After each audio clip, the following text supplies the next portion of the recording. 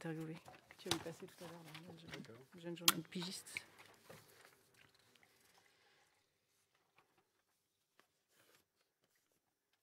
Donc, il y a 3 minutes de débat et 45 de carteret, c'est ça?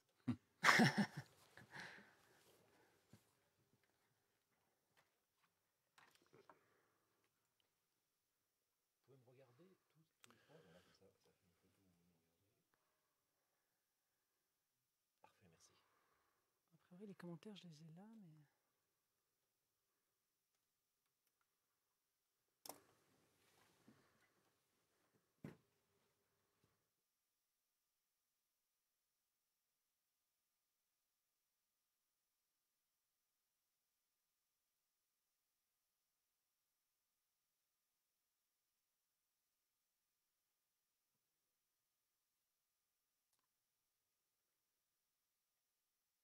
Je vais dire, j'ai pas de retour, mais c'est normal, il n'y a pas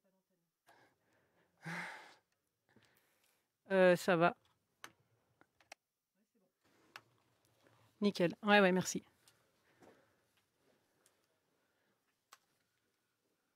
On peut y aller, vous êtes prêts, messieurs? On peut y aller? On peut y aller. Eh bien, c'est parti, alors.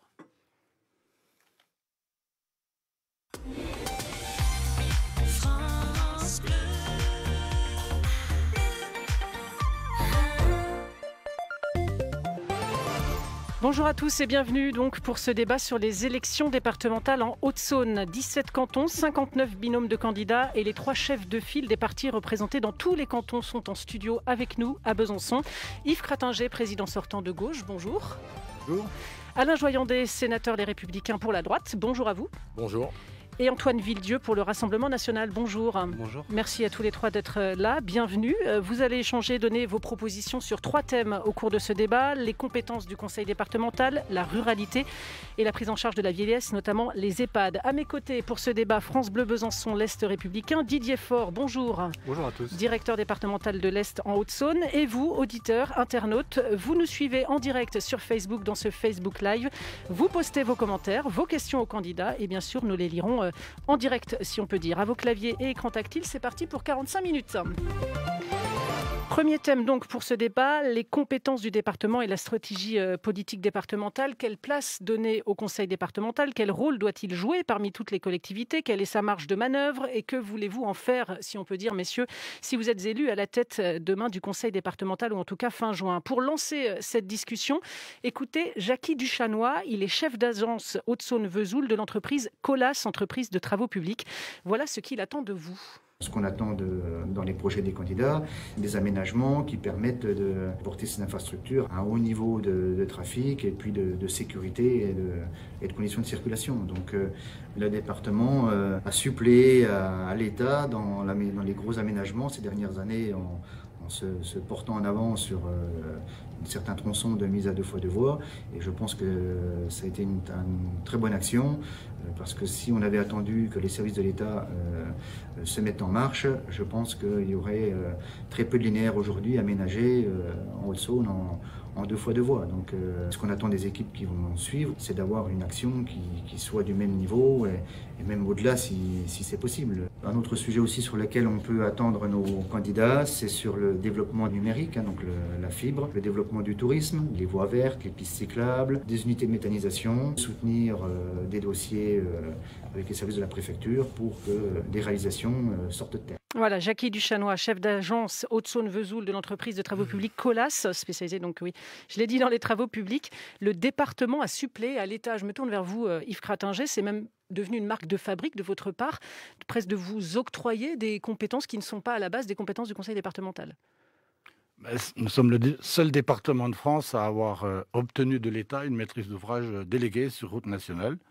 Ça s'est fait depuis un certain nombre d'années et c'est déjà signé pour la suite. Donc ça veut dire que vous continuerez dans cette voie-là si vous êtes réélu à la tête du département? Évidemment. Monsieur Joyandet, Alain Joyandet, si vous devenez vous président du conseil départemental, est-ce que vous serez dans cette même dynamique, élargir les actions au-delà des strictes compétences accordées d'ordinaire à cette collectivité? D'abord, je ne conteste pas qu'un certain nombre de choses aient été faites, évidemment, mais je pense qu'elles n'ont pas été bien faites. Et Yves Crattinger le sait, je suis en désaccord profond avec la stratégie qui a été retenue. Il y a eu des 2 fois 2 voies, des morceaux de 2 fois 2 voies qui ont été faits, certes, mais selon moi, pas au bon endroit. Les travaux ont été concentrés au sud du département et à l'est du département, alors que c'est au cœur du département de la Haute-Saône qu'il fallait faire des voiries. L'endroit où il y a le plus de véhicules, c'est l'agglomération de Vesoul. 27 000 véhicules par jour à la Vaugine, pas un coup de pioche depuis 20 ans. On a fait des routes au sud, vers Rio, on a fait des routes à l'est, vers Héricourt, mais chercher depuis 20 ans ce qui a été fait au cœur du département. Et donc oui, si nous changeons de majorité, eh bien nous inverserons cette stratégie pour nous intéresser au cœur du département, parce que c'est au cœur du département que nous voulons voir le développement et la sécurité routière. Il vient d'avoir plusieurs morts en pas beaucoup de temps. Donc pour moi, la priorité des priorités aujourd'hui, c'est de relier Vesoul, Lure et Luxeuil en 2 fois 2 voies. On voit ce qui est en train de se passer. C'est la conséquence de 20 ans d'inertie sur tout ce secteur au cœur du département. Et la sécurité routière, c'est quelque chose qui est aussi très important, mais c'est aussi le développement économique. Et puis je termine juste sur un point. Puisqu'on parle de route, on ne peut pas ne pas en parler. Si nous sommes majoritaires au Conseil général, nous rétablirons immédiatement les 90 km/h. La Haute-Saône ne peut pas être le seul département à ne pas avoir d'autoroute et en plus à continuer à taxer les automobilistes, parce que vous savez bien que les PV sont beaucoup plus nombreux avec 10 km/h de moins en autorisation. Alors, ça faisait évidemment partie de nos questions sur les 80 ou 90 km/h. On va d'abord continuer sur les aménagements routiers. La réponse quand même d'Yves Cratinger, et puis après la parole à Antoine Villieu pour le Rassemblement national. Yves Cratinger. Quand on fait des routes au sud de Vesoul, c'est pour rattacher Vesoul à l'ancienne capitale régionale Besançon. C'est très utile. Quand on a fait des routes en direction de l'aire urbaine, Luxeuil-Lure et Lure aire urbaine, c'est pour raccorder l'est du département à l'aire urbaine et à l'autoroute A36. D'un côté comme de l'autre et à l'autoroute A36. Donc il faut continuer dans ce sens-là. Il faut traiter effectivement le tronçon entre Lure et Vesoul. Et c'est la priorité de l'Assemblée départementale actuelle, mais aussi c'est une priorité de l'État. Après, si vous voulez, l'endroit aujourd'hui sur route nationale où il y a le plus de trafic, il faut le savoir, c'est tout simplement les 4,5 km qui lient l'échangeur de Sévenant à la déviation d'Héricourt. Et il y en a 600 mètres en Haute-Saône. 600 mètres en Haute-Saône. Là, on est vraiment dans l'aire urbaine, Belfort-Montbéliard, Héricourt-Del. Antoine Villieu, Rassemblement national, pour cette première intervention dans ce débat. Alors déjà, moi, je souhaiterais rebondir sur cette fameuse déviation Pomois-Genevreuil-en-Blanc. Donc à savoir qu'on a pris contact avec différents collectifs d'habitants. On a pris contact aussi avec les riverains qui vivent l'insécurité du trafic routier, notamment des poids lourds. On l'a vu récemment, quand même, 4 accidents en l'espace de 2 semaines et demie. Aujourd'hui, ce projet date d'après un habitant de 1960. C'est-à-dire que ça fait plus de 40 ans qu'on nous dit que la portion de route, que ces 3 villages vont obtenir une déviation. Aujourd'hui, la position du Rassemblement national, elle est très claire, elle est ferme.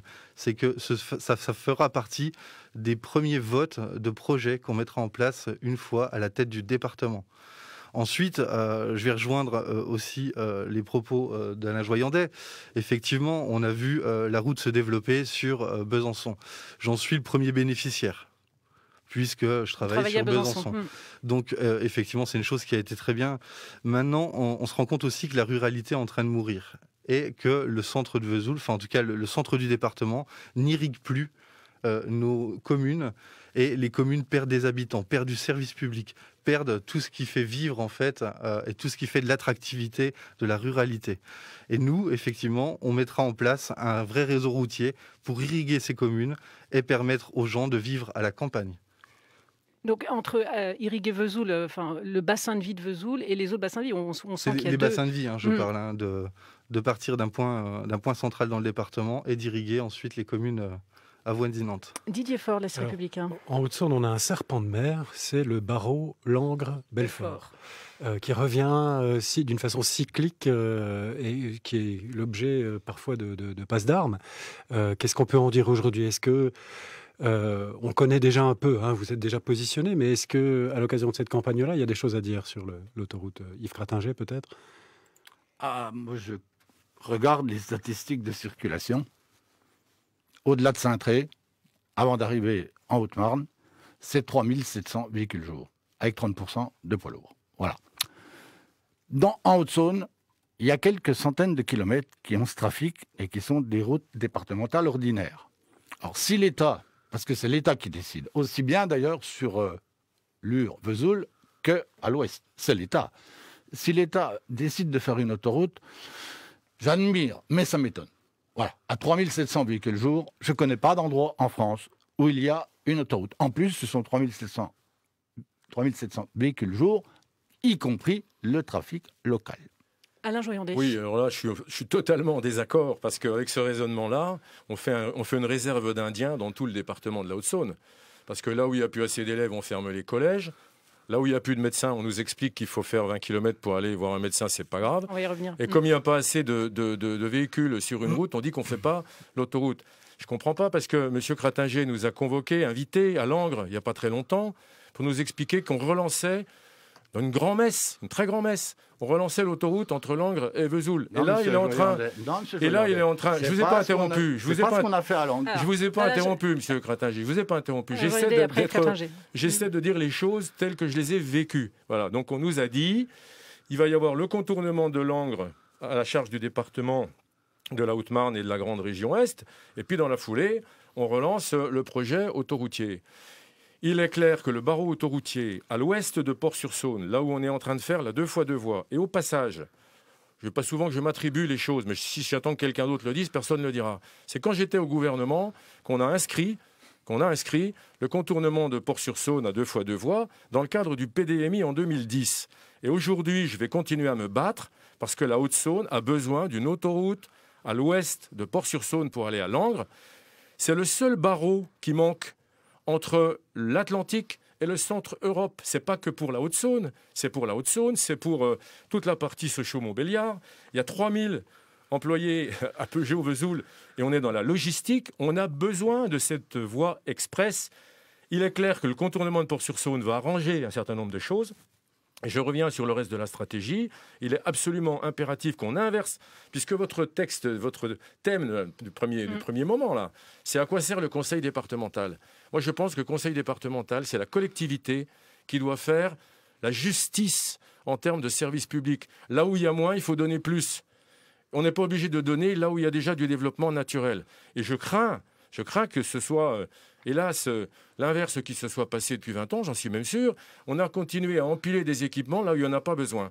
Et je suis totalement en désaccord avec cette histoire de mettre la Haute-Saône en relation avec Héricourt ou avec Besançon. Qu'est-ce qu'on fait?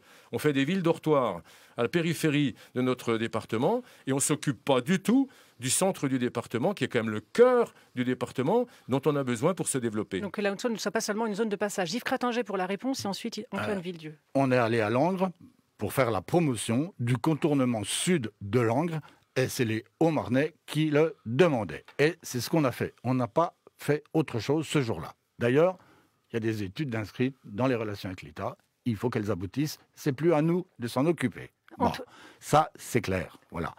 Pour le reste, je répète que si on prend l'ordre des trafics existants, parce que les routes à 2 fois 2 voies ou les belles routes, c'est par rapport au trafic, ce n'est pas à l'ouest qu'il y a le plus de fréquentation. C'est comme ça. C'est même aujourd'hui plutôt sur l'est et sur le nord en direction des Vosges. Et cette critique en creux qui est la Haute-Saône est devenue une terre de passage et non pas une terre où on irrigue Vesoul, enfin on amène les gens vers Vesoul. Qu'est-ce que vous répondez à ça, monsieur Cratinger? Je vous réponds, si vous voulez, la Haute-Marne a 2 autoroutes essentielles, elle perd 1% de population par an.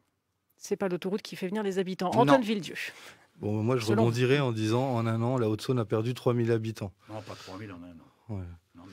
Donc, si vous voulez, par rapport au contournement autoroutier, aujourd'hui, effectivement, c'est à l'État de prendre la décision. On est d'accord. Par contre, le rôle du département dans cette prise de décision, c'est de faire levier sur l'État pour accélérer la réalisation des projets. Aujourd'hui, on se rend compte que l'État n'a pas pris la décision pour cette déviation de Pomoy, Amblans, Genevreuil. C'est au conseil départemental, en relation avec la région, parce que c'est un travail de collectivité territoriale, de faire pression sur l'État en expliquant le pourquoi du comment. Aujourd'hui, on a besoin de cette déviation. On a un fort trafic routier. Je crois que la déviation est inscrite, au risque de vous interrompre. Pardon ? La déviation est inscrite. Elle est inscrite, et les travaux ont commencé. Il n'y a toujours pas un coup de pioche qui a été donné. Après, c'est une question de timing, on va dire, de calendrier. On est en train de terminer les remembrements, monsieur Villedieu. Alors, après 60 ans, c'est très bien. Pour mettre l'État sur le tracé. Mais on revient quand même globalement. Parce qu'il y a eu une époque et une autre époque. Monsieur Joyandet vient de le dire. Moi, j'ai regardé, cette semaine, j'ai vérifié. Du temps où monsieur Joyandet était aux affaires avec ses amis, il mettait sur les routes nationales 1 million d'euros par an. De la part du département. Et depuis, nous en mettons 5 par an, depuis que je suis président. Donc on fait 5 fois plus. Hein. Donc j'appelle à une certaine modestie dans les propos. Il y a eu 10 km, 10,5 km de 2 fois 2 voies de fer avant, et plus de 60 depuis. Je dis, redisons les choses comme elles sont, et pas comme on souhaiterait dans nos rêves qu'elles soient. Rapidement, moi, je ne rêve pas, je suis quelqu'un de très pragmatique. En 1996, on avait obtenu l'autoroute qui faisait Langres-Belfort en compensation des régiments, de la disparition des régiments militaires.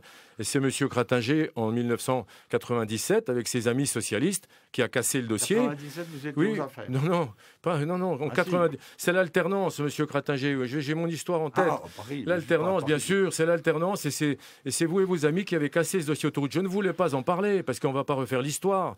Mais tout découle de ça. Parce que comme on n'avait plus d'argent public, on a fait des petits bouts, ici ou là. Or, le projet d'initial, c'était une autoroute à l'horizontale et la RN 57 en 2 fois 2 voies. Et ce schéma qui est un schéma formidable, je rappelle que Vesoul est à la croisée des échanges économiques nord-sud et est-ouest par le croisement de 2 grandes nationales, la 19 et la 57. Puis M. Kratinger ne peut pas nous dire le tout et son contraire. Il nous dit c'est à l'État de décider. C'est des routes nationales, c'est à l'État de décider. Mais là, vous venez de prendre la maîtrise d'ouvrage sur une nationale, sur la nationale 57, à la place de l'État, et vous avez payé 100% la région et le département pour faire quelques kilomètres de 2 fois 2 voies au sud, à nouveau au sud de Vesoul. Eh bien, moi, je préfère qu'on fasse de la RN 19, parce qu'au cas où vous n'en rappeliez pas, sur la 19, à chaque fois qu'on fait des travaux, ça ne coûte que 12,5% au département de la Haute-Saône, parce qu'on est dans un contrat de trajet avec l'État, c'est 75% État, 12,5 régions, 12,5 départements. Mais il vaut mieux mettre quelques millions sur la 19 qui déclenche énormément d'argent, plutôt que de payer à la place de l'État, avec l'argent des contribuables, quelques bouts de route qui sont des routes nationales sans que l'État ne participe. Et je ne suis pas d'accord avec ça. Arrêtez de dire des choses fausses. Dans le dernier contrat de plan État-région, 66% du contrat est en Haute-Saône et c'est la déviation de Port-sur-Saône dont les crédits ont été mis en œuvre de 2016 à 2021. Et bloqué de 2010 à 2015. Oui, il n'y a pas de crédit bloqué du côté de l'État. Il y a une annualité budgétaire du côté de l'État. Parce que vous n'étiez pas d'accord avec le contournement de Port-sur-Saône. Il y a une annualité budgétaire du côté de l'État, vous le savez très bien. Je sais surtout que vous n'étiez pas d'accord avec le contournement de Port-sur-Saône. Excusez-moi, je n'ai pas fini. J'étais d'accord avec le contournement de Port-sur-Saône, chacun le sait, je me suis battu pour et j'ajoute. C'est pas parce qu'on a payé notre part aux côtés de l'État qu'on n'a pas fait plus, justement, sur les routes. Hein. Et ça, vous le niez, mais tout le monde le sait. Une réaction de Régine sur la page Facebook France Bleu Besançon, puisque nous sommes en direct sur Facebook. Cela fait 30 ans qu'à titre personnel, j'avais besoin de cette autoroute. Elle n'est toujours pas réalisée, alors ne nous mentez plus et faites les choses jusqu'au bout. C'est son avis en tout cas. Je n'en ai plus besoin aujourd'hui, mais pensons à nos enfants. Vont continuer évidemment de réagir sur la page Facebook de France Bleu Besançon et de l'Est républicain pour ce débat des départementales en Haute-Saône. Très rapidement, Antoine Villedieu, et après la question des 80 km/h. Moi, je vais reprendre en fait ce que cette dame a dit, c'est vrai. En face de moi, j'ai 2 ténors du département. J'ai Yves Kratinger, Alain Joyandet, les gens qu'on ne présente plus, moi, illustre inconnu. Mais par contre, j'ai 25 ans de politique cumulés. 25 ans de politique où il ne s'est rien passé, où les projets sont en stand-by, où un développement hypothétique doit avoir lieu. On est dans une phase électorale, on voit des fourmis partout, c'est des candidats qu'on ne voyait nulle part ailleurs, pendant que le Rassemblement national était au contact des habitants. Vous parliez des 80 km/h, le Rassemblement national a défendu, s'est positionné contre, a organisé des campagnes de contestation avec des tracts dans les boîtes aux lettres. Les militants sont Donc, en si permanence... vous êtes élu demain à la tête du conseil départemental de Haute-Saône, qu'est-ce que vous faites des 80 km/h ? Mais nous, qu'est-ce qu'on fait des 80 km/h ? On repasse les routes éligibles à 90 km/h. La question ne se pose même pas, puisque la position du parti a été celle-ci depuis le départ. on reste fidèle à nos convictions. Alain Joyandet, nous avons appelé à ce que... On a fait une conférence de presse spécialement avec le groupe de droite du conseil départemental pour qu'on remette cette vitesse à 90 km/h là où on le peut, là où on est en sécurité, pas sur l'ensemble. Sur les 2x2 voies à Terre-Plein Central. Et pas forcément, mais même sur certaines départementales, puisque je rappelle quand même qu'en Haute-Saône, on a nos 2 nationales à 80 km/h, ça ne dépend pas du département. Ces routes-là ne dépendent pas du département. Le département a la main avec le préfet, en arbitrage, sur les routes départementales. Et sur les routes départementales qui permettent de rouler à 90 km/h en toute sécurité, arrêtons de voir multiplier les PV parce qu'on est à 80. Je rappelle que de nombreux départements qui nous entourent ont pris la décision. La Côte d'Or, la Haute-Marne, les Vosges. Les gens circulent et d'un seul coup, on se retrouve dans des limitations de vitesse qui sont différentes. Qu'est-ce qu'on attend pour le faire ? Yves Cratinger, si vous êtes réélu demain, qu'est-ce que vous faites ? J'ai toujours dit qu'à titre personnel, j'étais favorable à un retour partiel aux 90 km/h. J'avais toujours dit, c'est pas nouveau, je l'ai dit dans l'Assemblée, je l'ai dit dans les médias, etc. Le dossier, il est prêt. Il y a 505 km qui répondent à peu près aux qualifications que les parlementaires ont fixées, puisqu'il y a eu un débat au Parlement. Il est prêt. Personnellement, si je suis en situation, je le présenterai à l'Assemblée et l'Assemblée se positionnera. Si j'entends bien les propos des uns et des autres, si j'étais en situation, il serait voté. Absolument. Sauf que vous avez été interrogé en séance publique récemment par le groupe d'opposition et vous n'avez pas pris la décision. Et vous n'avez pas pris la décision. Non, parce qu'il faut un dossier. Alors, on va passer au deuxième thème, juste Didier Faure de l'Est républicain. Un tout petit point sur la déviation Est, parce qu'effectivement, c'est un dossier qui est en ce moment en fin d'enquête publique. Alors, le timing, je ne l'ai pas exactement, mais comment vous positionnez les trois sur cette question-là ? Est-ce que vous êtes promoteur de cette déviation, de ce barreau de 8 km qui doit relier effectivement la 19 et la 57 ? Mais ce barreau, le problème, c'est qu'on avait déjà la déclaration d'utilité publique. Elle était valide il y a un certain nombre d'années. Et comme rien n'a été fait au cœur du département, rien n'a été fait. Je l'ai dit tout à l'heure, je ne vais pas le répéter. Il suffit d'ailleurs de se promener en Haute-Saône pour voir ceux qui ont des routes et ceux qui n'en ont pas. Et comme les travaux n'ont pas commencé, eh bien la fameuse déclaration d'utilité publique, elle est devenue caduque. Et maintenant, il faut recommencer le dossier à zéro. Mais tout le monde sait très bien, je vous l'ai dit, et je les confirme d'ailleurs, Monsieur Cratinger, mes chiffres, 27 500 véhicules jour à la Vaugine, pour ceux qui connaissent. C'est entre la 19 et les usines Peugeot, 27 500 véhicules jour, chiffre de la Direst, et on a parfois... De 2018. Oui, de 2018. Enfin, le trafic n'a pas diminué, non ? Je ne pense pas, 27 500. Il faut expliquer qu'à cet endroit sont concentrés tous les flux qui viennent du nord, de l'est et de l'ouest et qui vont au sud. Sur quelques kilomètres, on a presque 30 000 véhicules jour. Bien évidemment que la déviation Est, il faut la faire. Bien évidemment. Mais maintenant, le problème, c'est qu'il faut tout recommencer à zéro. L'enquête publique, avec les débats. La zone Natura a changé de périmètre. Et maintenant, il faut tenter d'arriver au bout. Et comme il y a eu énormément de dossiers dans le département d'utilité publique qui n'ont pas fonctionné, je pense au contournement de Grès, par exemple, où on a mis des pancartes avant les dernières élections en disant aux Grélois, on va faire votre contournement, puis après les élections, il n'y a plus de contournement. Donc moi, j'émets les plus grands doutes. Est-ce qu'il y a une réelle motivation des gens qui travaillent ensemble, l'État, département, etc., collectivité locale, pour que ce soit vraiment un projet, que ce ne soit pas encore quelque chose qu'on nous annonce avant les élections. Et là, Sarah, au même moment que vous, Didier, a posé la question d'ailleurs sur la page Facebook France Besançon, puisque nous sommes en Facebook Live. Rapidement, Yves Cratinger sur ce point-là. Sarah. C'est une route... Rapprochez-vous du micro, s'il vous plaît. C'est une route où l'État doit décider. L'État a lancé une enquête d'utilité publique. Je ne connais pas les conclusions, mais elles devraient tomber, je pense, maintenant, puisque la commission d'enquête a dû préparer son rapport. Il y a encore beaucoup d'étapes avant que puissent se dérouler des travaux. C'est compliqué aujourd'hui. Il y a des procédures. On n'est pas dans un monde où chacun fait ce qu'il veut. C'est pas comme ça. La priorité, c'est pas la première. La première, ça reste l'aménagement à 2x2 voies en venant de Lure vers Vesoul. Antoine Villedieu, rapidement, et ensuite on passe au second thème de ce débat. Écoutez, moi je vais conclure très rapidement. J'entends des promesses, j'entends beaucoup de choses. J'entends la lenteur de l'administratif, j'entends la lenteur de l'administration, du régalien, mais je trouve que ça manque de courage politique. C'est un manque de courage politique, puisque président du département, on a des leviers. On peut interpeller, que ce soit le conseil régional et que ce soit le gouvernement. Et aujourd'hui, je note qu'il y a certaines carences dans ce courage politique. Et les gens sont lassés de ça. Mais quand même, c'est pas à vous que je m'adresse, c'est à Alain Joyandet. Sur les routes nationales, le Doubs participe pas. Territoire Belfort participe pas. La Côte d'Or participe pas. La Nièvre participe pas. Le Jura participe pas. Seule la Saône-et-Loire a mis des crédits sur route nationale. Et la Haute-Saône, bien sûr, et beaucoup. Pour rappeler qu'on nous accable de tous les maux. C'est logique, on est toujours attaqué. Mais quand même, j'aime bien regarder ce qui se passe ailleurs. Les élections départementales en Haute-Saône. Si vous le permettez. Très rapidement, parce que je ne conteste pas que le département de la Haute-Saône. Je ne conteste pas que le département de la Haute-Saône, mais ce n'est pas forcément une bonne chose.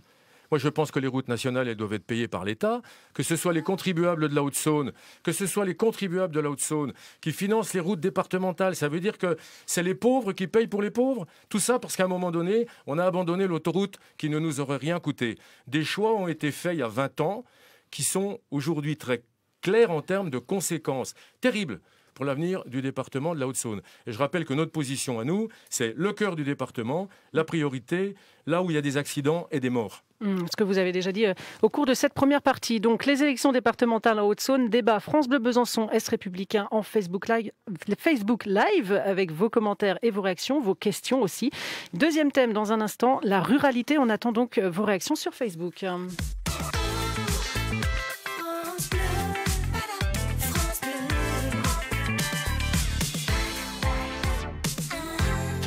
La Haute-Saône, département rural s'il en est, évidemment. Alors même si la crise sanitaire incite certains citadins à s'installer à la campagne, que faire quand même pour attirer, fidéliser les habitants? Quel programme, quel projet pour que la ruralité ne soit pas un frein mais une force? Pour qu'elle ne soit pas synonyme d'isolement mais de vivre ensemble? Jean-Paul Carteret est maire de Lavoncourt, président aussi de l'association des maires ruraux en Haute-Saône. Il aimerait lui aussi plus de liens, plus de simplicité entre le conseil départemental et les communes. Ce que j'aimerais, c'est de temps en temps avoir un contact direct, écouter, rencontrer le président. Il doit y avoir une réflexion par rapport à l'aménagement du territoire. Mais quand il faut faire plus de 20 km pour aller se soigner, ça devient anormal. Prendre la voiture, chaque fois, pour aller loin, il faut absolument que des solutions soient trouvées. Des fois, j'aurais envie de dire, il faudrait que tout ça soit simplifié, qu'il y ait peut-être un cahier des charges qui soit établi, mutualisé. Et pourquoi le département ne porterait-il pas? Comme ça, nous, on aurait plus facile de travailler. Et ça peut peut-être être intéressant que quelqu'un nous apporte cette aide technique au niveau du département pour nous aider à monter des projets. Et je crois qu'il faut vraiment, tant qu'il y a encore des maires volontaires pour s'occuper, s'investir au quotidien, il faut les encourager aujourd'hui. Et cet encouragement, je crois, peut venir du département. Alors voilà, cet extrait d'une interview de Jean-Paul Carteret, maire de Lavoncourt, président de l'association des maires ruraux de Haute-Saône. Extrait puisque l'interview en intégralité est sur francebleu.fr et sur nos réseaux sociaux. Il faut simplifier tout ça. Le conseil départemental pourrait nous apporter une aide technique pour monter des projets. Antoine Villedieu, je me tourne vers vous pour le Rassemblement national. C'est quelque chose que vous entendez, vous soutenez, vous cautionnez ça? Alors la proximité, la ruralité, on entend. On l'entend depuis longtemps, puisqu'on l'a toujours défendu au Rassemblement national. D'ailleurs, je l'ai dit récemment, à la présidence du département, nous incarnerons l'union de l'urbain et de la ruralité. Des classes supérieures, moyennes, précaires, des jeunes et des retraités, des actifs et des inactifs. Nous, notre seule boussole, ce sera les Hauts-de-Saônois. Donc, qu'est-ce qu'on entend par là? Aujourd'hui, dans notre projet départemental, on est pour la réimplantation du service public, du service de proximité.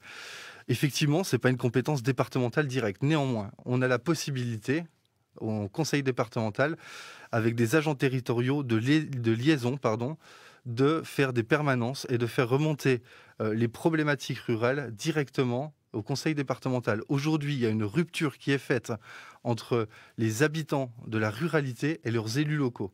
Je ne parle pas des maires, je parle de leurs élus au conseil départemental.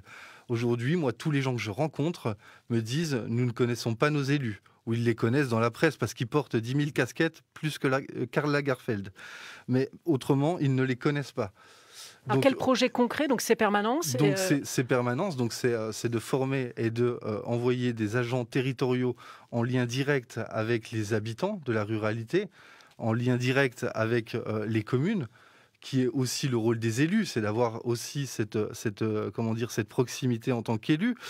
C'est aussi d'avoir une réelle politique de soutien à nos agriculteurs, mais aussi à la culture et au développement touristique, en développant l'écotourisme. On est en Haute-Saône dans une île verte, on a des paysages magnifiques, on a ces possibilités aussi de développement de par les collèges. Je pense par exemple aux visites, on pourrait très bien envisager de développer les visites d'exploitation agricole, etc., dans les collèges, ce qui permettrait déjà dans un premier temps de sensibiliser les jeunes à notre territoire, de les sensibiliser, mais aussi de les attacher à leur terre. Alors, on va parler des collèges parce que c'est un thème qui en plus a émergé cette semaine dans cette campagne pour les départementales, entre vous notamment, Alain Joyandet, et d'autres élus de Haute-Saône. Donc on va poser très clairement la question. Qu'est-ce que vous faites, Alain Joyandet, pour les collèges? Vous avez annoncé cette semaine que vous rouvririez 3 collèges de Haute-Saône, notamment celui de Vesoul, le collège Jérôme, si vous êtes élu à la tête du conseil départemental. Et j'ai une question de Yann sur la page Facebook de France Bleu Besançon, qui nous suit donc en direct pour ce débat, qui nous demande quelles sont les positions des candidats sur la réouverture ou pas du collège de Champlit. Alain Joyandet. Je reviens à mon fil rouge. Je pense que la Haute-Saône est un département qui a besoin d'un régulateur, de quelqu'un qui rétablisse les équilibres dans un département. Et le conseil départemental, dans un département rural comme la Haute-Saône, c'est vraiment l'entité qui doit veiller à la justice de proximité des équipements, de qualité des équipements. Comment parler de ruralité quand on décide de fermer des collèges parce que, soi-disant, ils coûtent un petit peu plus cher en coût de fonctionnement? C'est clair qu'il y a des coûts par élève bien plus chers à Champlit que si vous êtes au centre-ville de Vesoul ou dans un collège à Rio où il y a 600 élèves. Mais est-ce que pour autant on doit fermer un collège comme ça? C'est un coup d'épée incroyable pour une petite commune de 1000 habitants. Et que le département le fasse d'ailleurs sans aucune concertation. Ça a été décidé comme ça, j'y étais. À Champlit, avec les enseignants, avec les parents d'élèves, avec les élus, quand on a appris la nouvelle. On ne peut pas contester comme on l'a contesté, d'ailleurs avec les élus de Vesoul. Le maire de Vesoul, les conseillers départementaux sortants de Vesoul ont voté contre ce projet. Ils ont hurlé en séance. Et maintenant, il faudrait dire s'il y a une alternance, alors on oublie et on laisse les choses en l'état. Je pense qu'il y a un peu d'honneur en politique, il y a un peu de parole. Moi, je pense être connu pour quelqu'un qui a une parole, qui fait ce qu'il dit, puis qui dit ce qu'il fait. Et je pense que c'est pour moi incontournable. Il n'est pas possible de revenir majoritaire au département sans proposer, je dis bien, pas d'une manière autoritaire, avec de la concertation. J'insiste lourdement là-dessus. Nous proposerons aux élus locaux, nous proposerons à la communauté éducative, comme je l'ai dit d'ailleurs aux responsables de la presse quotidienne qui est en face de nous, comme je l'ai dit, comme je l'ai écrit il y a quelques jours. Pas question de faire quelque chose d'autoritaire, pas question de faire quelque chose d'unilatéral à travers une délibération, mais une proposition aux élus locaux et à la communauté éducative pour qu'on puisse faire ensemble ce retour en arrière positif, parce que parfois des retours en arrière sont positifs. Mettre des enfants dans les bus à 6 heures du matin, alors qu'avant ils allaient au collège à pied, c'est l'écologie ça? C'est le bilan carbone, c'est la vie des familles, c'est la vie des enfants. Il y a quand même un vrai problème de sécurité aussi. Sécurité sanitaire, sécurité pédagogique, psychologique. Faire lever quand on peut ne pas faire autrement, on est déjà bien embêté de mettre des enfants dans les cars très, très tôt le matin. Mais cette fermeture m'a choqué. J'en avais d'ailleurs parlé au président du conseil départemental qui, d'un revers de la main comme ça, m'a dit « il n'est pas question que je revienne sur ces décisions ». Mais bon sang, à la tête d'un département comme la Haute-Saône, il y a des partenaires, il y a des collectivités territoriales. Je vous renvoie au débat, monsieur Cratinger. Les débats ont été chauds en assemblée. Oui, mais j'ai les minutes. J'ai les minutes. Et figurez-vous que vous avez fait une télé au département. Il y a une télé, il y a une vidéo, tout est enregistré. Si vous voulez, je peux vous les repasser, les débats. Donc je dis que si on est majoritaire, j'en prends l'engagement ferme, on proposera cette réouverture des 3 collèges. Et j'ajoute, puis j'en termine, que les 2 autres fermetures qui sont prévues dans le département, ou qu'il était, parce qu'on ne sait plus très bien, mais Vauvillers et Fauconnier, s'il y a un changement de majorité, qu'ils dorment tranquilles. Parce que non seulement on va rouvrir les 3, mais il est évident qu'on prend l'engagement dans les 7 ans à venir, quelle que soit l'évolution des effectifs, à maintenir les 26 collèges du département. D'autres départements l'ont fait. Tout à l'heure, vous parliez des autres départements. Un département comme la Côte d'Or a dit, par exemple, quelle que soit l'évolution en termes d'aménagement du territoire, d'équilibre, de justice, de proximité, on maintiendra l'ensemble des collèges. C'est l'engagement fort que nous prenons. Yves Cratinger, en réponse, est-ce que vous... En réponse, oui. Et votre avis, évidemment... Était longue, forcément, je serai obligé de dire quand même et votre projet aussi pour les collèges, pardon, si vous êtes Alors, réélu. les 2 collèges qui ont été mis en débat, la décision a été prise à l'unanimité qu'ils étaient maintenus. Donc on ne peut pas non plus légiférer toutes les semaines. Hein. C'est fait. Bon, c'est pas la peine de remettre la sauce là-dessus puisque ça a été décidé. Bon, je vais quand même évoquer quelques situations puisqu'elles ont été évoquées. Hein. À Vesoul, on passe de 4 à 3 collèges. C'est bien ça. Hein, je ne me suis pas trompé. Sur l'agglo de Vesoul, Cassin, et qui est à Nouadans, et les 2 autres sur la ville de Vesoul. 2349 élèves il y a une vingtaine d'années, 1697 aujourd'hui, moins 636. Sur la période, mon voisin de droite a été maire assez longtemps quand même. Hein. Donc moins 600, ça fait moins 1 collège. Sauf si on méprise l'argent public, et ce n'est pas des gens qui viennent de 30 km. Parce que le périmètre de recrutement n'a pas changé, les collèges sont dans l'agglo. Hein. Donc il n'y a pas de kilomètres en plus. Ça, c'est le premier point. À Luxeuil, c'était 897 et c'est 618. Moins 31%. Bon. On arrive à 600. 600, c'est un collège moyenne haute en Haute-Saône aujourd'hui. C'est assez logique de regrouper toute la population dans le même collège. Il n'y avait pas d'intérêt particulier à ce que les gens soient divisés en 2, ceux du centre et ceux du quartier. Et donc, du point de vue de notre relation avec l'éducation nationale, toutes ces choses-là ont été décidées ensemble. Sur Champy, la question est un peu plus sensible, j'en conviens. Mais il y avait 4 classes. Une en 6e, une en 5e, une en 4e, une en 3e. Il y a des enfants qui sont dans une classe et qui restent pendant 4 ans dans la même situation, avec les mêmes professeurs. Eh bien, je dis du point de vue pédagogique, c'est pas bon. Donc, je dis, ce ne sont pas des choses qu'il faut remettre en cause. D'ailleurs, je ne suis absolument pas sûr que les personnes concernées souhaitent la remise en cause aujourd'hui. Après, moi, je reviens quand même. M. Carteret a dit des choses. On est quand même les premiers à avoir créé une agence d'ingénierie. On a 30 salariés dans l'agence qui travaillent pour les communes et les communautés. M. Carteret, comme maire de Lavoncourt, est un membre puisque la commune a adhéré. Elle utilise largement Ingénierie 70. Donc, je suis un peu surpris. Surpris des propos de Jean-Paul Carteret. Pas des propos, c'est pas méchant, mais je veux dire... L'ingénierie, c'est au service des communes. C'est au service des communes et des communautés. C'est pourtant pas un homme de droite, hein, je précise. Non, je n'ai pas dit Donc ça. cette aide technique, vous l'apportez déjà on l'apporte et on a été les premiers à monter une agence dans toute la région. Donc je dis quand même, et elle a prospéré, puisqu'on a commencé avec 5 salariés la première année, et on est à 30 maintenant. Et on a élargi évidemment le panel de nos interventions aux côtés des communes qui adhèrent librement. Et aucune commune n'est forcée d'adhérer. Hein. Donc ça, c'est important. Ensuite, je dirais, la ruralité, puisqu'on a parlé de ruralité, c'était le sujet. Moi, je veux quand même en dire un mot. Hein. C'est pas si... Vous en avez fait un livre, d'ailleurs. J'ai écrit des choses. Avec Emmanuel Febvre, le directeur général des services. C'est pas ça que je vais écouter. J'ai écrit, c'est sûr, je discute beaucoup là-dessus et j'ai essayé d'y travailler avec d'autres, y compris quand j'étais ailleurs qu'au département. Je suis pour une ruralité qui n'est pas larmoyante. Et ce que je veux dire, j'ai entendu tout à l'heure des propos misérabilistes, je ne suis pas de ceux-là. Je ne suis pas pour une ruralité larmoyante, ni recroquevillée sur elle-même. Elle se perdrait. Hein. Je pense que les disquettes, les disquettes des années passées sur le repli et le Rassemblement national, je pense qu'il faut changer, il faut des vrais arguments aujourd'hui. Écoutez, mes arguments valent bien les vôtres. Hein. Je veux une ruralité qui travaille avec méthode, c'est ce que nous faisons toujours, et qui, surtout, ait de l'audace, et qui entreprenne. Et ça a été la démarche vigoureuse que nous avons entrepris au niveau de la Haute-Saône. On parle des collèges. Qui est-ce qui lance la proposition collège ouvert?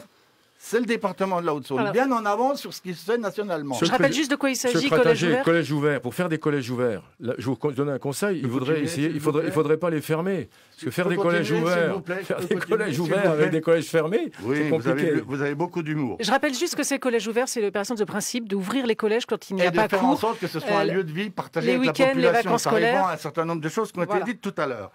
L'énergie, quelles sont les questions qu'on aborde là-dedans?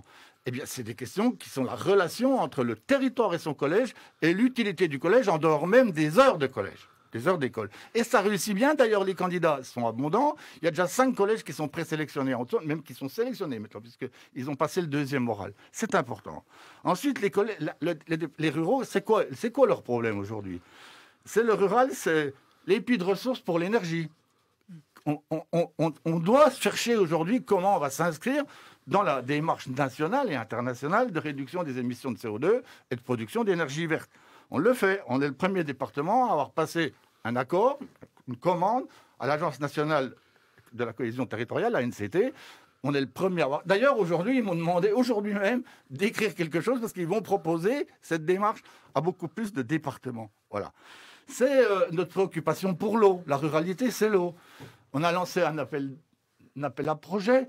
Il y a eu 164 dossiers en réponse pour remplacer des conduites usagées, 54 millions d'euros de travaux, avec un accord agence de l'eau, département, préfecture. Les collectivités sont très contentes parce que remplacer des conduites usagées, quand on a 70% de subventions, c'est bien. Les entreprises trop publiques sont plus que contentes, ça donne du travail à leurs salariés. C'est ça la vraie ruralité, vous comprenez? Et puis il y a des certifications médicales, parce que j'ai senti qu'il y avait des propos. J'ai dit quand même, notre pays est le pays en Europe qui décide le moins. 10 ans après les autres, on lève le numerus clausus. Les Italiens interdisent aux médecins de plus de 63 ans d'exercer. Ils viennent en France. Et nous, on pleure pour que tout le monde reste parce qu'on n'en a pas. Si la France avait décidé autre chose, je n'accuse pas les personnes qui sont là. Ce n'est pas eux. Mais je veux dire, c'est un problème.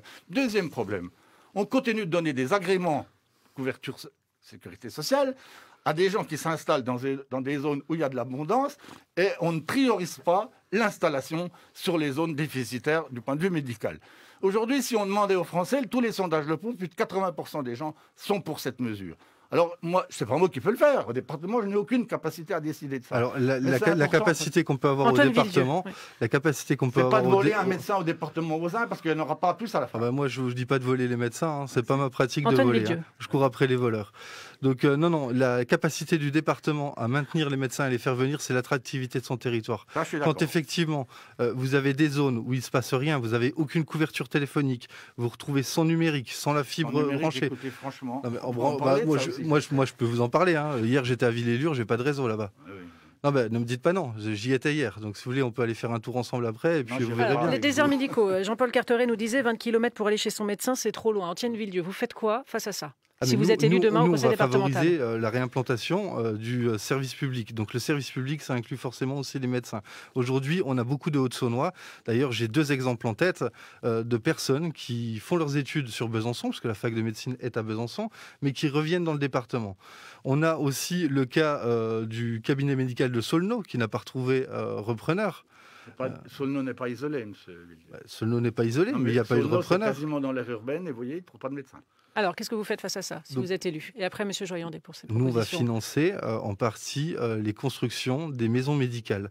Après, il faut les remplir. C'est l'éternel débat des maisons médicales. C'est qu'une fois qu'elle est construite, mais pour les remplir, c'est d'augmenter l'attractivité du territoire, développer le réseau routier, permettre aux gens de se sentir attachés aussi à leur territoire.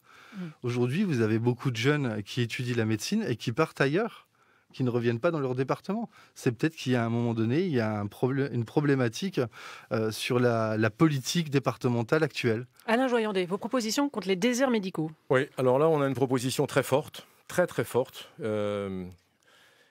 La question de la santé, la question de la sécurité face à la santé ou à l'absence de professionnels de santé, quelque chose qui me paraît capital. Je pense qu'on parlera peut-être des EHPAD tout à l'heure. Juste après, oui. On y viendra.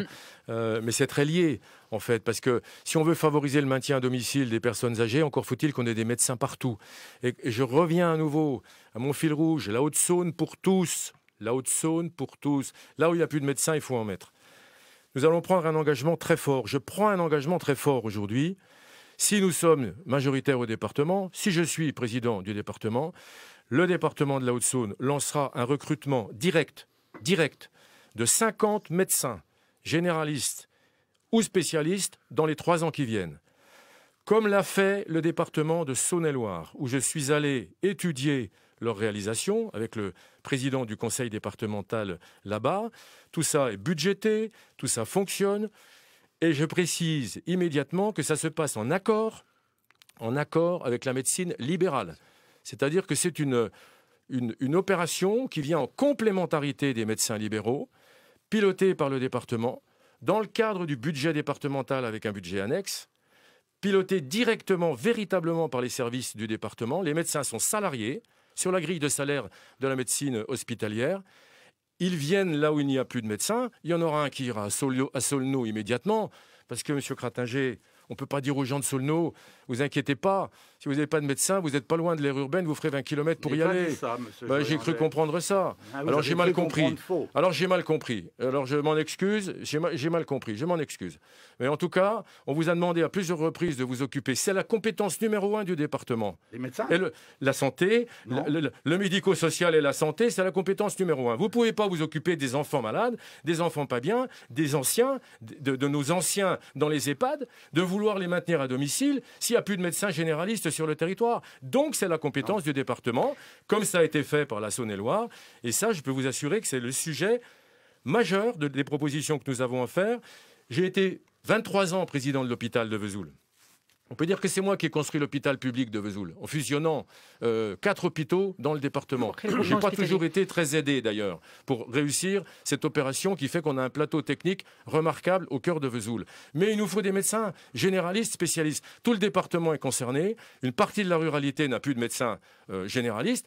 Et même les centres-villes de nos petites villes de Haute-Saône commencent à ne plus avoir de spécialistes. J'étais hier en réunion, hier soir, dans un petit village qui s'appelle Andelaro. Une dame m'a dit « Je n'ai pu aller qu'à Dijon pour trouver un ophtalmo qui puisse me recevoir dans les 15 jours. » Et la moyenne d'âge des médecins est telle que le phénomène va considérablement s'accentuer. Donc il faut anticiper et il faut faire ce que je propose, recruter dans un premier temps une 50aine de médecins, et tout ça en collaboration avec l'hôpital public et la médecine libérale. On va parler nous le ferons. On va parler des EHPAD dans un instant parce que vous avez fait la transition vous-même. Juste une question, je vous demande une réponse rapide parce qu'on est très en retard. Une question de Jérémy sur la page Facebook de France Bleu Besançon où vous nous suivez en live en ce moment pour ce débat sur les élections départementales. Jérémy nous demande ou vous demande quel soutien, messieurs les candidats, à l'égard de l'hôpital de Gray et notamment du service des urgences. Je vous demande d'être rapide et après on passe aux EHPAD. Yves Cratinger. Moi, j'ai souhaité qu'il y ait un hôpital départemental. Rapprochez-vous du micro, s'il vous plaît. Oui. J'ai souhaité qu'il y ait un hôpital départemental qui couvre les 4 sites, Vesoul, Lure, Luxeuil et Gray. Je ne pense pas être le seul, y compris autour de cette table. Je pense qu'il faut bien sûr accompagner et soutenir les initiatives de l'hôpital. Je ne suis pas médecin, je ne suis pas compétent pour juger de leur démarche, mais nous devons être aux côtés du monde médical dans cette affaire et je pense ne pas être les seuls à penser ça. Alain Joyandet, rapidement. L'hôpital de Gray, bien sûr qu'on va tout faire pour le consolider, pour le garder. On a des gros désaccords avec Yves Cratinger. Quand j'ai proposé la fusion entre Vesoul et Lure-Luxeuil des hôpitaux, je dois dire que ça n'a pas été tout seul. Je reconnais que nous sommes allés ensemble à Gray pour expliquer aux Grélois, ensemble, à Gray pour expliquer aux Grélois, rendons à César ce qui est à César. On n'est pas en désaccord sur tout. Je suis en train... Non, mais je pense qu'il y a une autre voie pour le département de la Haute-Saône. Je pense qu'après 20 ans de présidence, je pense qu'une alternance, elle est bonne pour le département de la Haute-Saône. Elle est bonne pour le département de la Haute-Saône. Mais nous ne sommes pas en désaccord. Nous ne sommes forcément pas en désaccord sur tout. Mais ce que je veux vous dire, c'est que nos désaccords ne portent pas sur des détails. J'espère l'avoir démontré aujourd'hui. On a un véritable projet alternatif dans l'intérêt du département de la Haute-Saône. Et c'est à cela que devrait conduire normalement cette alternance. Antoine Villedieu, les urgences de Gray. Qu'est-ce qu'on fait ? Les urgences de Gray, je vais parler aussi des urgences de Lure, de Luxeuil, puisque Alain Joyandet a dit qu'il s'est battu pour l'hôpital intercommunal de Vesoul. Néanmoins, aujourd'hui, quelqu'un qui se casse une jambe ou qui se coupe une main après 20 heures n'a plus accès aux urgences directement dans sa ville. Donc nous, on est pour un retour à la proximité. Nous, on veut se battre pour la réouverture des urgences, pour la réimplantation des médecins. On ne dit pas de réimplanter tous les services, puisque le centre hospitalier intercommunal a ses fonctions propres. Néanmoins, au moins, pouvoir permettre aux habitants de bénéficier d'un service de proximité dans l'urgence. Les sapeurs-pompiers ne peuvent pas tout faire. Aujourd'hui, on n'a plus de SMUR non plus à Lure. C'est-à-dire que le SMUR va partir de Vesoul. Il y a au moins 30 minutes de route pour arriver pour traiter une urgence vitale. C'est intolérable. Le choix de la proximité, de l'alternance, aujourd'hui, il n'est pas construit ni par la droite ni par la gauche, ce sera le Rassemblement national et ça, les gens le comprennent. Le débat France Bleu, l'Est républicain pour ces élections départementales en Haute-Saône. Alain Joyandet, Antoine Villedieu, Yves Cratinget autour de la table avec Didier Faure de l'Est républicain à mes côtés. On se retrouve dans un tout petit instant pour le troisième et dernier sujet, la prise en charge de la vieillesse et les EHPAD.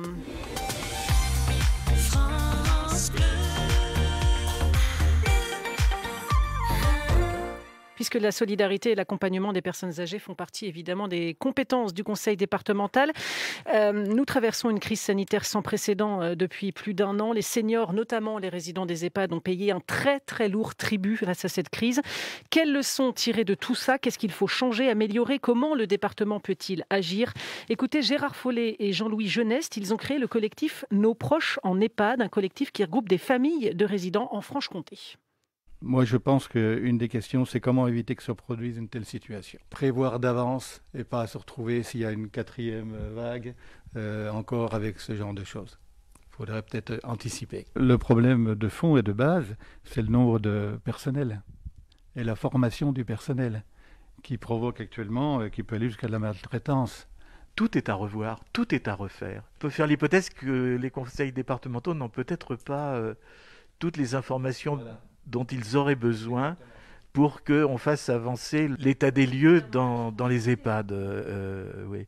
Et notamment, il faudrait créer de la confiance, il faudrait créer un peu plus de transparence, améliorer la situation des résidents, des proches, qui sont en souffrance à l'heure actuelle. Voilà, cet extrait d'une interview et témoignage que vous pouvez voir en intégralité et écouter sur francebleu.fr. Et vous continuez de réagir sur la page Facebook de France Bleu Besançon et de l'Est républicain. Les conseils départementaux n'ont pas toutes les informations, nous dit à l'instant Jean-Louis Genest, qui dénonce donc un manque de transparence et de confiance. Yves Cratinget, votre réaction? Réaction très très sincère. C'est compliqué dans la mesure où il y a un double pilotage. Il y a un pilotage départemental sur la partie sociale, et il y a un pilotage ARS sur la partie médicale, et que donc il faut faire converger les approches de l'État et celles des départements. C'est pas simple. Il y a une triple tarification qui est compliquée, puisqu'il y a une partie hébergement, il y a une partie autonomie et il y a une partie santé. Donc c'est aussi complexe. Bon. Il y a beaucoup de débats nationaux. Le Parlement a déjà entrepris un certain nombre de démarches dans ce sens. Je fais le vœu que le Parlement arrive à une synthèse qui permette d'y voir plus clair. Les gens ont raison. On ne sait pas tout. Et en même temps, les gens dans les maisons, dans les EHPAD ne sont pas de mauvaise foi. Ils essaient d'accueillir dans les meilleures conditions. Donc c'est une partie complexe. En multipliant et en subdivisant les responsabilités, ça peut être très compliqué, c'est vrai. Mmh. D'ailleurs, vous avez décidé, vous, de rendre public exactement ce qui se passait pendant cette crise. J'ai joué la totale transparence sur la situation des EHPAD, même quand elle était difficile à assumer, c'est-à-dire quand il y avait des décès suite au Covid. Actuellement, tout est vert et je suis très content que ça aille beaucoup mieux. On continue de le faire, c'est normal. On le doit à nos concitoyens, on le doit aux familles, on le doit à tout le monde. Ça, c'est important. Mais ça ne veut pas dire que le système en lui-même ne peut pas être amélioré. Antoine Villedieu, sur la situation dans les EHPAD et vos projets, votre programme sur ces établissements. Alors, la situation dans les EHPAD, je pense que la crise sanitaire a révélé quand même beaucoup de failles, puisqu'on a isolé totalement, pour garantir leur sécurité, évidemment, mais on a isolé complètement des personnes âgées, qui n'avaient que leurs quelques visites par semaine pour sortir un petit peu la tête de l'eau, si on peut dire ça comme ça. Aujourd'hui, nous, on est plutôt favorable à favoriser le maintien à domicile. À favoriser le maintien à domicile, c'est pas un gros mot, c'est de permettre la Vous allez être d'accord avec Yves Cratinget là-dessus. Oui, on est tous. Allez-y. J'ose espérer qu'on sera tous d'accord sur le sujet, mais c'est de permettre de servir du département comme levier, comme pôle un petit peu de distribution entre les acteurs publics et puis les acteurs privés, comme différentes entreprises qui s'occupent des personnes âgées. Et on a aussi ce projet de développer des maisons troisième âge, sur lesquelles le département s'est déjà opposé à la construction du côté de Franchevel, de mémoire. C'est de permettre aux gens de garder des appartements, des lieux d'habitation propres, mais aussi d'avoir une partie collective qui leur permettrait de garder un lien entre eux et garder un petit peu cette proximité. Alors, c'est justement une question à l'instant même de Thomas sur Facebook. Et après, je passe la parole à Alain Joyandet. Thomas nous dit, on essaye de garder les anciens chez eux. La commune de Fémont va faire 3 maisons seniors. Aide département, 0 €. Aide région, 0 €, etc. Projet à plus de 500 000 € pour garder nos anciens proches de nous sur une commune de 260 habitants. Une honte. Voilà pour la réflexion et le témoignage pour de Thomas sur Facebook. C'est très simple. Moi, je me suis rendu dans la commune de Fémont. Et effectivement, j'ai apporté mon soutien sur les projets de construction qu'ils envisagent. Parce qu'aujourd'hui, on a une population dans le département qui est vieillissante. On a 2 pans. On a une partie jeunesse qui est oubliée dans la ruralité, qui n'a pas accès à rien. Et puis vous avez la partie de nos aînés qui ne peut pas bénéficier aujourd'hui d'alternatives à l'EHPAD. Nous, ce qu'on veut proposer, c'est une réelle alternative au placement. Le placement est nécessaire dans certains cas. Mais si on peut l'éviter, il faut que le département se positionne aussi pour permettre à ces personnes de continuer à être dans leur habitat. Alain Joyandet, les EHPAD. Oui, moi je souhaite qu'on reste bien sûr sur la question de à quoi sert le conseil départemental, quel est son rôle, sa mission. Bon. Les EHPAD, c'est-à-dire, parce que c'est un terme barbare, les EHPAD, les établissements pour personnes âgées. Et handicapées dépendantes. Pardon ? Handicapées, âgées, dépendantes. Voilà. Ces EHPAD, ils sont quand même au cœur de l'action départementale, mais pas que, comme ça a été rappelé, puisqu'il y a aussi l'État qui intervient. Mais quand même, sur toute la partie hébergement, c'est le conseil départemental. Il faut que nos auditeurs comprennent que quand on est dans une maison pour personnes âgées, l'accueil, les murs, les bâtiments, c'est le conseil départemental. L'aide sociale aussi, c'est le conseil départemental. Tout ce qui est soins, sécurité sociale, c'est la sécurité sociale, que j'appelle l'État dans son ensemble. Il faut qu'on comprenne mieux comment ça se passe. Donc le rôle du conseil départemental, c'est d'améliorer les conditions d'accueil des personnes âgées. Les familles qui mettent leurs anciens dans des EHPAD, souvent, c'est parce qu'ils n'ont pas les moyens de faire autrement, parce qu'ils ne peuvent pas les garder à la maison, ou parce qu'ils n'ont pas les moyens de les garder. Et quand ils les abandonnent, parce que ça donne... On ressent un peu ça quand on met une personne âgée dans un établissement comme ça. On abandonne son papa, on abandonne sa maman. Bon, on a envie qu'il soit bien. Et force est de constater que sur 2600, quelque chose comme ça, accueil en EHPAD, il y a quand même un énorme travail de modernisation à faire. Il y a très peu de chambres simples. Et puis surtout, il y a des bâtiments... Non, c'est faux. Il y a très peu... enfin, en bon état, je veux dire en bon état. Bon. Et il y a un gros besoin... Je vais illustrer par les chiffres, Monsieur Cratinger. Le département a décidé, alors je connais bien parce que j'étais président de l'hôpital, quand le département a dit qu'il voulait transférer ses EHPAD à l'hôpital. J'ai d'ailleurs été très réticent. J'ai fait ajourner ce dossier, qui après a été repris. Pourquoi j'ai fait ajourner ce dossier ? Parce que je me doutais bien des choses. On a dit, l'hôpital va récupérer les EHPAD, et après, quand il faudra faire les investissements, on n'aura aucun engagement sur le financement. C'est bien ce qui s'est passé. Vous avez décidé au conseil départemental de consacrer, tenez-vous bien, 6 millions d'euros sur les 15 ans à venir. 6 millions d'euros, je pense que mes chiffres sont bons. 6 millions d'euros sur les 15 ans à venir pour la rénovation des EHPAD. Le compte n'y est pas, à tel point qu'on est en train d'assister à des abandons de projets. La maison La Source, l'EHPAD La Source à Luxeuil, pour donner un exemple, où devaient commencer des travaux. Eh bien, on vient de dire au maire de Luxeuil, désolé, il n'y a pas d'argent, donc les travaux sont reportés à une date ultérieure. Il n'y aura même pas d'assistance à maîtrise d'ouvrage, pour parler un peu technique. Et pour que nos auditeurs se rendent un peu compte de ce que c'est que 6 millions d'euros, il vient d'y avoir un tronçon, puisqu'on parlait des routes tout à l'heure. Un petit bout de route au sud de Vesoul, sur une route nationale, payé à 100% par le département et la région. Pour ce petit bout de route, on vient de mettre 12 millions d'euros. Il y a un vrai problème de choix d'investissement. Et moi, je dis que la priorité des priorités, et notre proposition sur ce dossier-là aussi, parce qu'on a des propositions avec un vrai projet, la Haute-Saône pour tous, notre proposition, et ça sera un arbitrage budgétaire, et ça ne coûtera rien de plus au département, au lieu d'être à 6 millions d'euros, on va immédiatement doubler ce chiffre pour passer à 12 millions d'euros, pour faire en sorte que les travaux programmés dans les EHPAD ne s'arrêtent pas, mais qu'ils puissent continuer et qu'ils puissent être accélérés. Il y a un problème de choix budgétaire. Et vous faites sortir les EHPAD. Il y a un problème de choix budgétaire. Et vous faites sortir les EHPAD du groupe hospitalier. Pardon ? Je répète, vous faites sortir donc les EHPAD du groupe hospitalier. Pas du tout, j'ai pas dit ça. J'ai dit que le dossier avait été accepté après. Non, mais je termine pour que je réponde à la question de M. Faure. Les EHPAD du département font désormais partie du giron du groupement hospitalier. J'avais dit à l'époque que j'étais pas favorable, mais ça a été fait ensuite. D'accord ? Et je vois bien aujourd'hui que maintenant que le département, entre guillemets, s'est débarrassé de ses EHPAD, eh bien, il rechigne pour financer les investissements. Et du coup, le groupe hospitalier par exemple à Luxeuil, eh bien, décide de reporter des travaux, alors que la maison La Source est dans un état, je pense qu'il faut que vous alliez voir. Et donc je dis qu'il y a un vrai problème, que le compte n'y est pas. Ça sera pour nous une des priorités. Puis je termine en vous disant juste que le maintien à domicile, c'est très bien, mais les EHPAD, c'est indispensable.